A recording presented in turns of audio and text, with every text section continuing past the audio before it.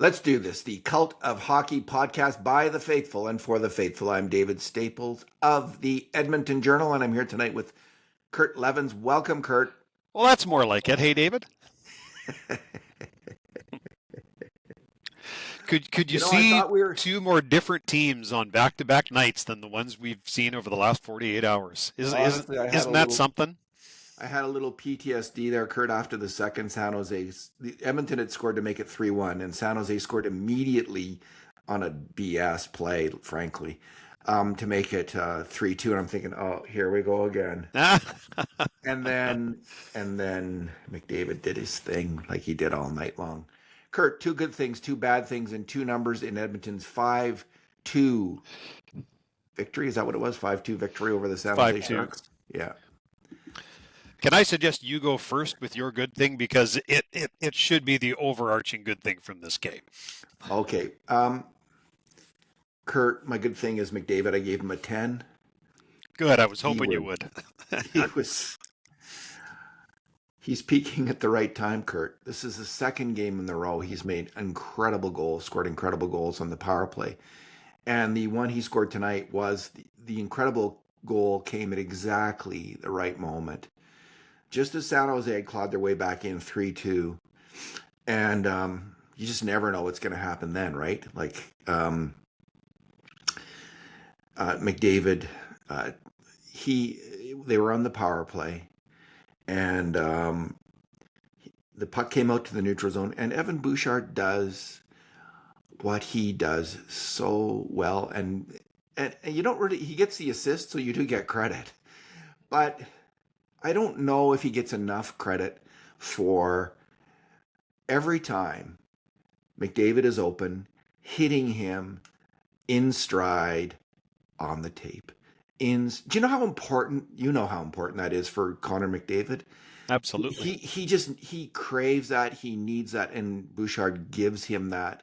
He gives him what they call in soccer good service.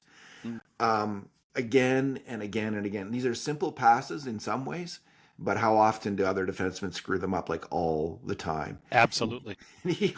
Bouchard almost never does, even under heavy pressure. Now, there wasn't particular pressure in this one. This was more of a mundane one. It was more like run of the mill, but he executed. And then Bouchard executed the San Jose defense, chopped their head off of that team in the game, essentially, by whipping in there around everyone around the outside, pulling it around the goalie and scoring an absolutely spectacular goal.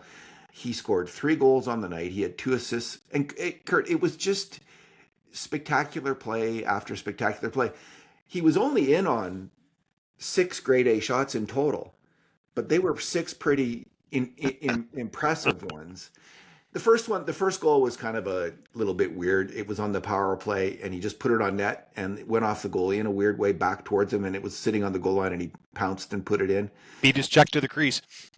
He beat his check to the crease, put it on net. He did everything right. It was a strong fundamental. And you do that enough. Like even Connor McDavid needs a garbage goal now and then. He doesn't have to score everyone end to end. Go to the net, kids. We've already talked about his next goal. He made just a fantastic pass to Jack Roslovic. Oh, it's actually, his stretch pass to Roslovic was just out of this world good. And Roslovic, he had missed the net on his first breakaway, Jack Roslovic, but he made a great backhand move. And he I have to say, he rebounded from his worst game of the year to have a really good game. Yep. I don't know if I gave him a 7 or an 8 here, but he was good. He was like 7.5.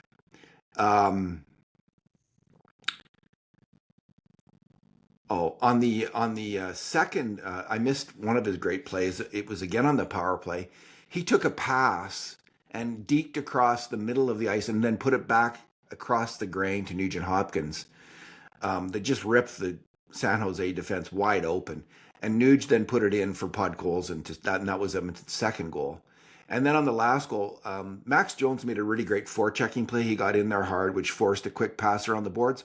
Roslovic then made a strong play on the boards. He hit a guy, Dave. He hit a guy, and he won the puck. And then he took the puck, and he made a beautiful drop pass. He is he has outstanding skill, Jack Roslovic. He does. He made a great drop pass to McDavid, and then he went to the net. He is a great offensive attacker, Roslovic. Maybe they should play him more with McDavid. I don't like. Maybe that might work. Anyway, he went to the net, and McDavid tried to pass it over, and it went in off Orlov's stick on a desperation sweep play to stop that pass from McDavid and went in the net. That was the third goal. Connor McDavid also led the team, I'm going to say defensively, Kurt. And earlier today, I came across a quote from Chris Chelios. He had been interviewed, and he had said that the Oilers, it's not the goaltending on the Oilers, it's their style of play. They just don't defend well enough to win a championship. They don't play championship level defense. And he said it starts at the top. It's McDavid and Draisaitl, and they've got to change that style of play. And I essentially agree with that. It's more convincing coming from a Hall of Fame defender than from me. But McDavid, and Chelios did say McDavid played better in the playoffs last year. McDavid has played stronger defense in the past, including last year in the playoffs, than he has in the regular season this year. But tonight, and in the 5-game winning streak, he did amp up his defensive game considerably. He led the team's defensive play. He was strong all over the ice. He was a 10 out of 10 player. And if he's peaking on the attack, and if he leads the team defensively, if Connor McDavid leads the team defensively in the playoffs, the Oilers can win the Stanley Cup. And they were absolutely smothering. San Jose didn't have one grade A shot. They hardly had a shot in the third period. They didn't have one grade A shot after Tristan Jarry went in for Connor Ingram. So that was fantastic. Against a desperate San Jose team, they could get absolutely nothing going against the Oilers. And Kurt, I think that's the first time we've seen that all season long, that the Oilers have laid down a total blanket over the other team and in the third period like that. Few thoughts quickly on your last point. The closest game to this that I saw this year was that Utah game. Yeah, that was close. That was real close. Yeah, but I think this is superior to that. So good point on you. Hope you said hi to Chris. I've known Chris Chelios since he was 16 years old. Chris. Yeah, I didn't talk to him. Someone else interviewed him. It wasn't me. Okay. Because Chris and my brother Glenn are the same age. Played against one another and played on an all-star team together twice, 2 years in a row. He was playing for the Moose Jaw Canucks, and my brother was playing for the Swift Current Broncos, and they were on the same all-star team. So I've interviewed Chris many times over the years because our families know one another. He's a real smart guy, a real fun guy, and just a hell of a hockey player. So it's neat that you would get that. Well, it wasn't me again. Chris. It was a gambling site, and he interviewed. It was on a gambling site in Ontario. They're interviewing people now, but it was a good interview, very good interview. And man, if anyone knows defense, Kurt, it's Chris Chelios. He was probably, along with Pronger, like he's kind of from a slightly different era than Pronger, but they overlapped. The best shutdown defenseman of his era, I think it's fair to say. Well, I'd say he was maybe one of the best two-way defensemen of all time, because remember, he was a great attacker. He was a shutdown guy late in his career, but he racked up the points when he was in Chicago and Montreal. I mean, he was great on the attack, had a big shot. What a hockey player! Yeah, he was really terrific, and he was that good when he was 16. Like he truly was. Speaking of my brother, he and I have had many comments over the years about how you know when you're having a really good game, and Connor is a better player than either one of us, and my brother was a far better player than me. But the one thing we could agree on is on nights when we really understood that we had it, we barely felt our skates touch the ice. Everything seemed to go that easy on those nights where you just had that lightness on your feet. And when I was watching Connor tonight early on, I thought of those conversations I've had with my brother, and I said out loud to my wife, I said, "We're watching something special tonight." And God, it was as good as I've seen him play. Like, it was just a dominant performance. I'm stealing the words from Jack Michaels now. It looked like he could do anything that he wanted out there tonight. I think Maurice Richard described that feeling sensation as riding on the roar of the crowd. And it's the name of actually a great book about hockey, a book of hockey essays, if you can get that. I wonder where I have a copy of it somewhere. I should read through it again. But that's how the Rocket talked about that feeling. And I was at the Montreal Forum this past winter and had my picture taken with the statue of the Rocket. And then I met the Rocket when I was a little boy, and I was scared, you know whatless. When he shook my hand just disappeared in his hand. It was what an experience. I'll never forget it. So. And now, Kurt, you've got just a little touch of gray. Yeah, I do. You're looking so good. I need more than one tube of Grecian formula to get rid of this gray, I'll tell you. You know, the funniest thing is Rocket Richard in his day, and he's mentioned many times in Scotty Bowman's Ken Dryden's great book on Scotty Bowman called Scotty. He was like one of the ultimate power forwards.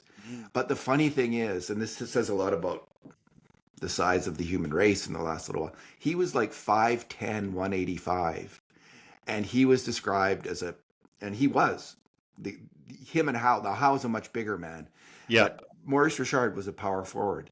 He'd run right over you, like gladly, gleefully. He was some kind of hockey player. So I never, of course, I never saw him play, but seen him on film. I did see him play one Old Timers game, so I can say I saw the Rocket play.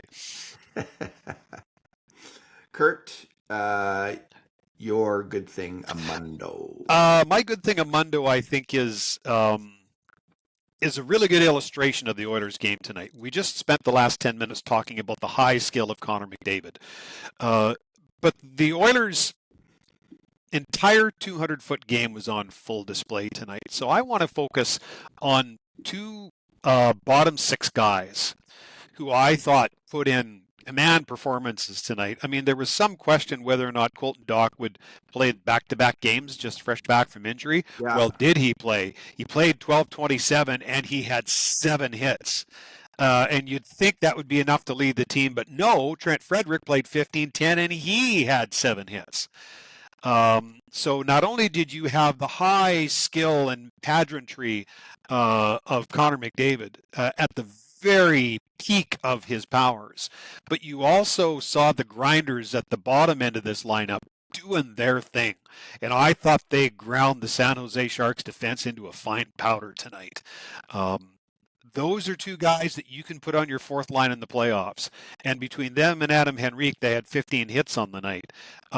You'll win some hockey games if your fourth line delivers that. Overall, I thought we saw an entirely different level of commitment from the Oilers tonight. With the puck, without the puck, pursuit, forechecking, work along the walls. And I just thought that Frederick and Dach personified that. It was a huge bounce back game for a team that really needed that, like a team that stunk it out essentially last game. They didn't even get to their hotel till 2:00 this morning. It sure didn't look like it. So it's a good signal. Like that was a strong signal from the team. Like they needed to do that. They, not for me or you or the fans or anyone, for themselves. Like to show they can bounce. Like in the playoffs, the Oilers typically in the playoffs, they don't throw down defensive gems every game. It's like when they need a big win, they really crank it up. They needed this. They need to show they can do this. They need to be able to do this and demonstrate it. And they did. I'll add one more thing. And I thought they got even better after they lost 2 teammates, which sometimes will take some wind out of your sails. Yeah. But if anything, I thought their commitment ramped up after the 2 guys left the game, and we'll get to that in a little bit. I want to point out that Frederick, as well as he had 6 hits in the first period, he's playing with some. He's playing with some swagger, and that's what I remembered from Frederick in Boston. Me too. Like a guy who was unafraid and liked to rub in that to the other team. Yeah, and that was completely. Honestly, I never saw it in the playoffs last year, and I never saw it in the first 40 games this year.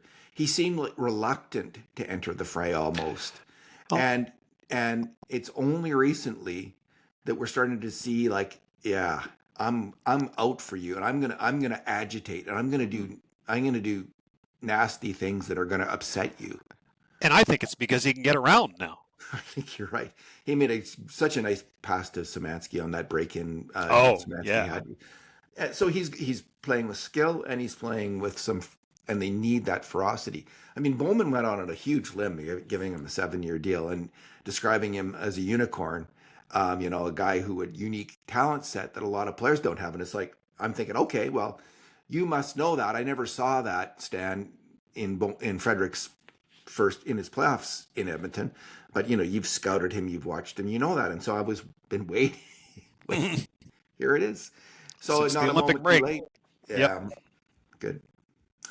All right, Kurt. Bad things. What is your bad thing? Well, I'll kind of combine two into one. I already alluded to the fact that the Oilers lost 2 players tonight, both very concerning. Imagine our surprise when we came back from break in the telecast and Connor Ingram wasn't in the net, and there Yeah, was Tristan Jarry hunched over talking with the trainer in his net. Um, we don't know, and I haven't seen an update yet. I've been checking periodically, and I know you have as well, what yeah. exactly the issue was with Connor Ingram. Here's what we do know is that twice he came out onto the ice and stretched. Um, then he sat in the backup goaltending position later in the third period.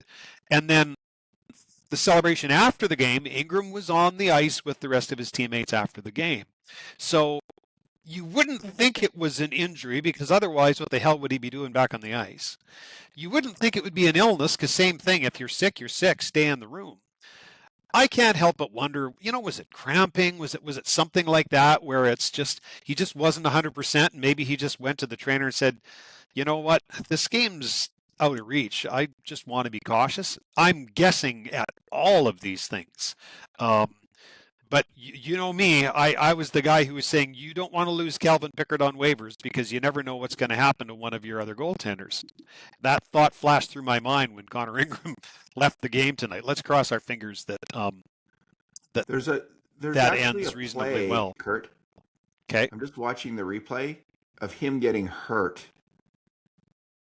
He slides across the net and then looks like he's hurt his hip or something like that. Anyway, it's on Twitter right now, on X. This is game tape from tonight, is what you're saying. Yeah. Okay.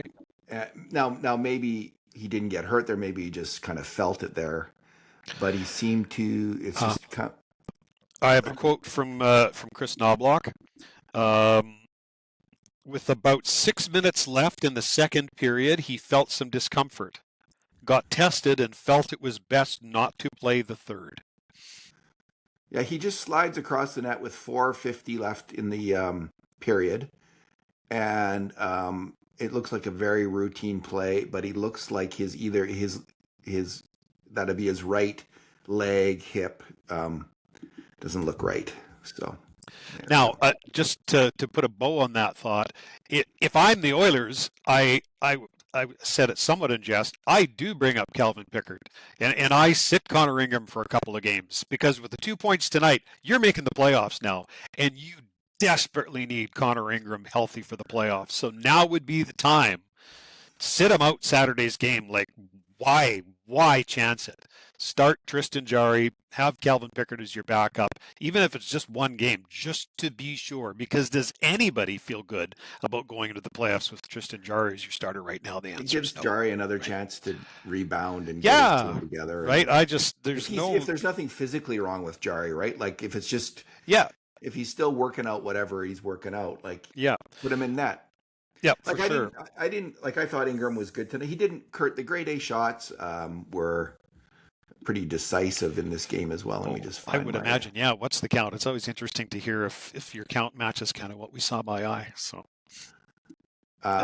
Grade A shots were 12-7 for the Oilers, but the subset of 5 alarm shots were 10-5 for the Oilers. So there's twice as many really good grade A. And I'm even, and I believe your numbers, but I'm even a little surprised there was 5. So it was, no, okay.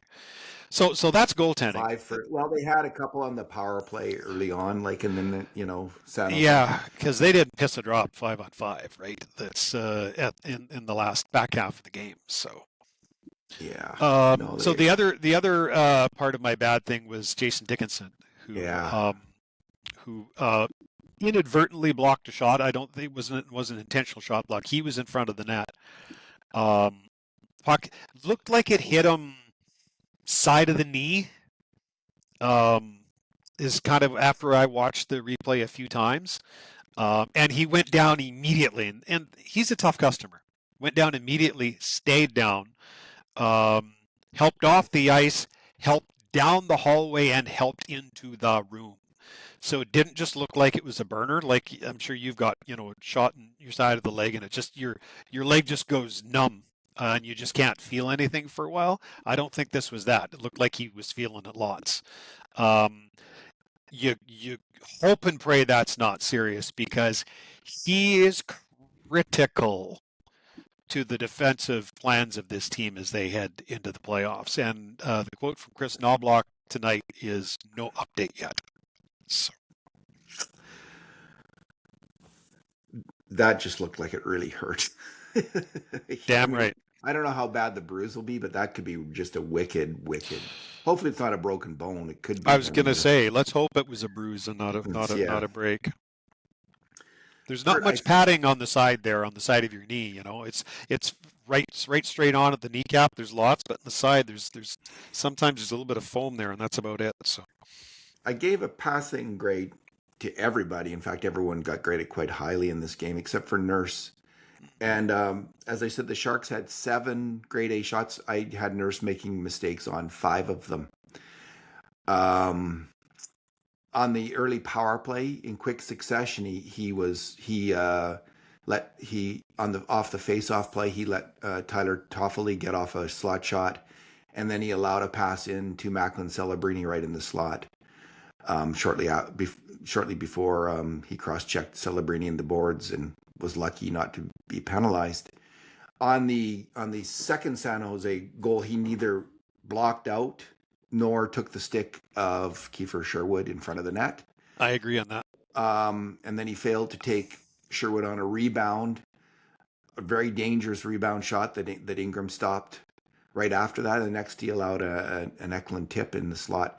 So he's just a day late and $1 short on so many plays right now. And Murphy is playing great, his partner, but Nurse is just, he's not playing his best hockey. He's had, as I've said in the past, he's had an inconsistent year. He's been really good at times, and sometimes he's just off. And tonight was one of those moments when I thought back to something you've said, like, when did Darnell Nurse stop playing physical hockey? Yeah, when did Darnell Nurse start being easy to play against? Yeah. Yeah, Kiefer Sherwood to have all this time in front of the net. Take out the man. There's a point shot. Hammer him. Yeah, chop him down. Yeah, and where is that? Well, yeah. Why is he allowed? Like, Murphy's hitting guys. Why isn't Nurse hitting guys? Did he have a hit? Probably. Oh, so let's just have a look here. I don't even know. Darnell Nurse tonight had 3 hits. 3 hits. He's got to be tougher in front of the net, and more. And he's got to be smarter in terms of blocking players out from in front of the net. That's the one thing. He seems to be really bad at that, Kurt. I don't get it. It confuses me, because he has all of the God-given tools to be really good at that. Like, he's strong, he's rangy. Like, it's like I really prided myself in that part of my game. I'm 5'8". I'd need to stand on a box to look at Darnell Nurse in the eye. So it confounds me a little bit why he isn't a mean SOB in front of the net. I find he is along the walls. Like, his wall work generally is pretty good. In front of the net, people should fear seeing him coming, but I'm not sure that they do. Kurt, I think it's a matter of, like, blocking players out is a matter of getting position on them, which is a matter of timing. And I think he's always a step behind because he's a puck watcher. He's watching the play, and then instead of anticipating the play and thinking, oh, I got to block, like, my job isn't actually Like he's watching the puck go back to the point instead of taking the man. That's what I'm going to say.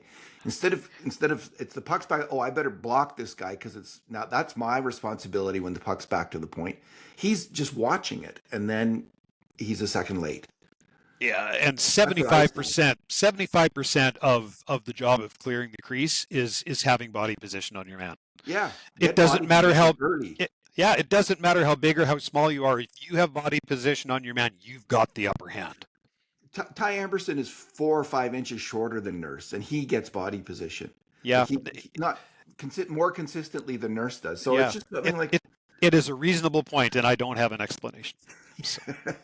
The mystery of Darnell Nurse. Yeah, there's no mystery anymore. He just doesn't. He's not. He's an imperfect player, is what he is. He's really good at some things and really not at others. That's right. He can really, when he gets the puck, he can go. He can make a good pass. He can get off a good shot. He hits like he can hit. Yeah, I find he is good along the walls, right? In front of the net, we keep seeing evidence that there's a deficiency in his game there. The other guys keeps outsmarting him because they're smart offensive hockey players, and they know how to get position, and they get position on him again and again. So there we go. That's probably what leads to the deflections is when where he deflects it in. Okay, Kurt, what's your number? 20. Any guesses what that means? It's a bit of a historical quiz. Okay. I'd need a bigger clue. Well, with Evan Bouchard. Can I call a friend? Yeah, you could.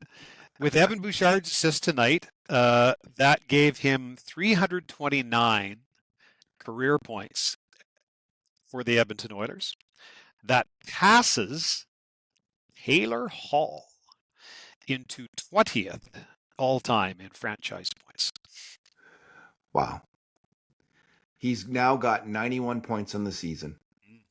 That is a heck of a season. That is a heck of a season. Well, only he and Paul Coffey have ever done it as Oilers, right? I remember one of my boldest prediction was before that season when he got 82 points. I had said in his peak years, I said Evan Bouchard could get 90 to 100 points heading into that season. Right. Just based on what I was seeing. And it's like, well, the people are like, they were kind of scoffing at me.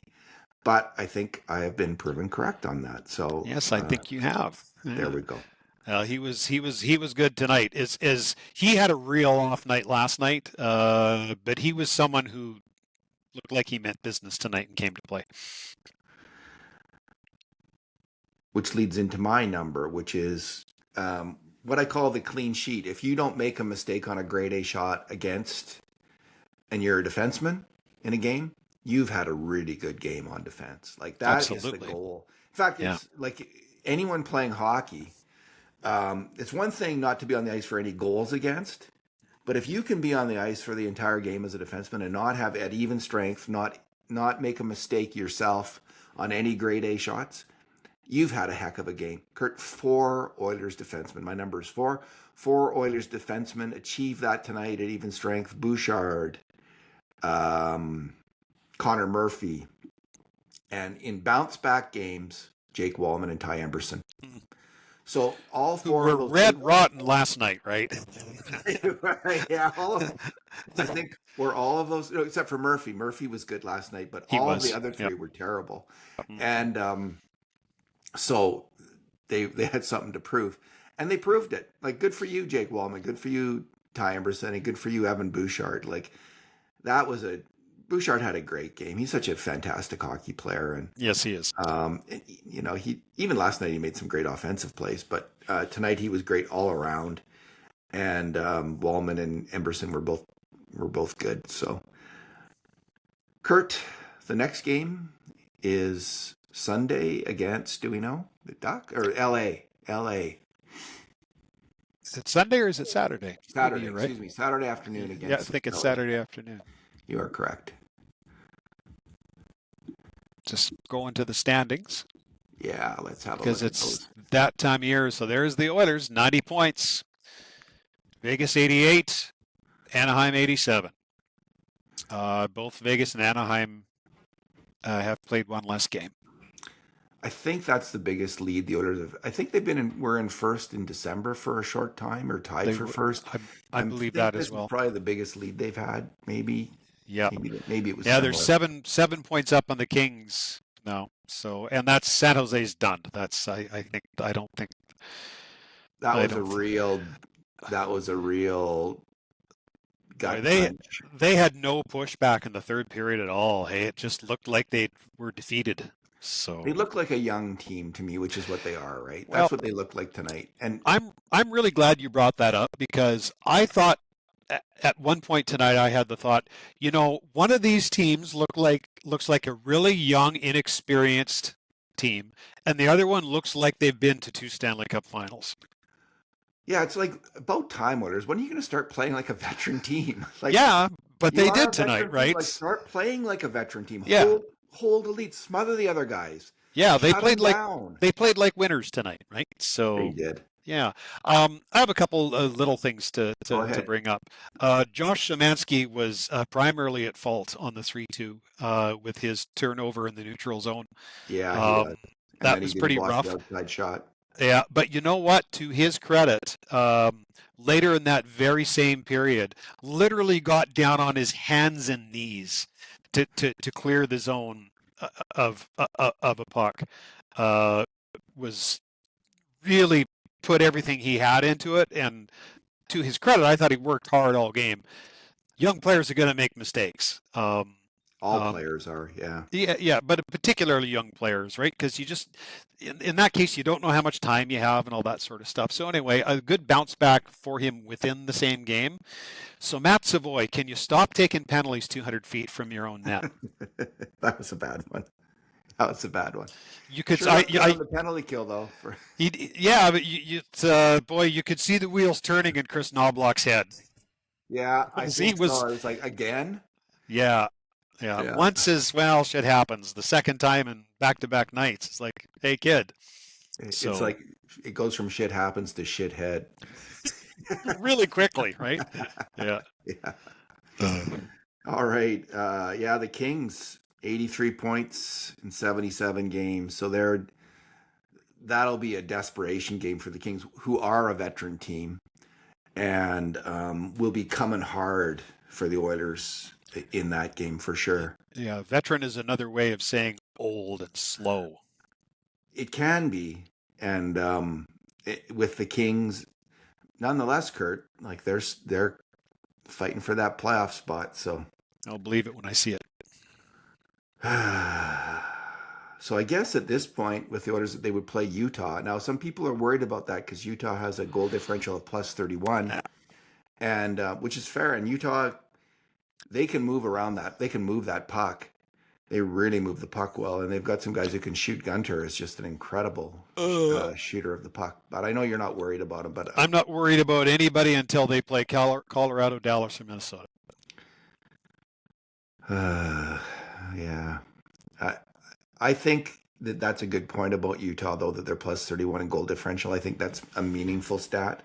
I don't think they And can defend any better than Anaheim can, though. Like well, their it's goalie has been so bad against Edmonton. What if he suddenly gets hot and is good? What if Malka brings his A game instead of his D game, which is what he's brought so far? what if I was So the Pope? yeah, Yeah, yeah, but it's a little less of a reach, yeah, but he Although I also have heard you mentioned in those debates yeah about the Pope. he So he has no track record of being this giant killer goaltender, right? Like I'm not going to hold my breath that he's going to suddenly turn into Ken Dryden circa 1971. So and they do have Ian Cole on defense. That's all I'm saying. yeah, well, no, if you got Ian Cole, you're Stanley Cup bound. I just remember how Cole played for the Canucks, man. He had a rough series against the Oilers. Woo. Yes, he did. But again, like I don't want to jinx the Oilers. Utah, in some ways, with that goal differential, that's a Utah, Vegas, Anaheim. To me, they're all about the same. Honestly, like I'm not worried. I'd rather they not play Vegas because I think that physically Vegas will take their pound of flesh more likely than Anaheim, although the Anaheim has Gudas or Utah. Utah, I think, would be probably maybe the least physical of the series, which I agree with that. I like that Yep. aspect of it. So Well, I think that's the plus side of playing Utah is they might be the best team technically, but they're the least physical of the three. Well, Utah, would you agree, is about as physical as San Jose is, and the Oilers pushed the Sharks around tonight. Yeah, I think that's right. And so Right. Anaheim has some tough players and they have some old veteran guys that are kind of crabby. Yeah. And Vegas is just a tough team. I would rather they don't play Vegas because of that. So that's my Yeah, preference. I guess if you're picking, I think that's fair. I stand by. I'm not concerned until they get to the Western Conference Final. I'd rather they play Nashville, honestly, but doesn't look like that's gonna happen. Yeah, if Leon Draisaitl's healthy, I'd like to play Nashville because he just beats them for fun. Yeah. Anaheim Leon's due to skate tomorrow, by the way. all right. We'll see what happens with Leon. It seems like it's a little murky about what's gonna happen. I think some people are making it murky. I don't. Did you hear Stan Bowman on with John Shannon today on his podcast? Oh no, what did he say? He said two key things: no setbacks, exact same timeline. Stan's a little clearer communicator than I'm going to suggest Chris Knobloch is on this point, Kurt. A million times. And yes. Knobloch might do well to think of, like, write down the exact line, pull it out of his pocket and read it. Yeah. Or to say make it ask the clear. GM. Yeah. You know, he gets Yeah. paid enough. He can answer those questions. All right. It surprised me when Knobloch, was iffy on it, because you just know Draisaitl will come back if he can. Like he will do everything to come back, and he's a fanatic, right? He's just a total fanatic. So Yes. I was expecting him back for the first game, and I still am. If that's what Stan is saying, because that was the original timeline. Yep. Then No setbacks. Original timeline. okay, good stuff. All right, Kurt, are we done? I Any think so. final thoughts? All right. We could run around the room and celebrate a little bit more, but The virtual high five, Kurt, for the Oilers win. virtual high five. Virtual high five. Suck. Hey, cult of hockey people, high five. There we go. Give it to the cult of hockey people. Yeah. All right. Thanks, Kurt. Thanks for talking tonight. It was fun. And thanks to the smartest, wisest, and sanest hockey fans in the world, the faithful. And in the meantime, and in between time, this has been another edition of the Cult of Hockey podcast.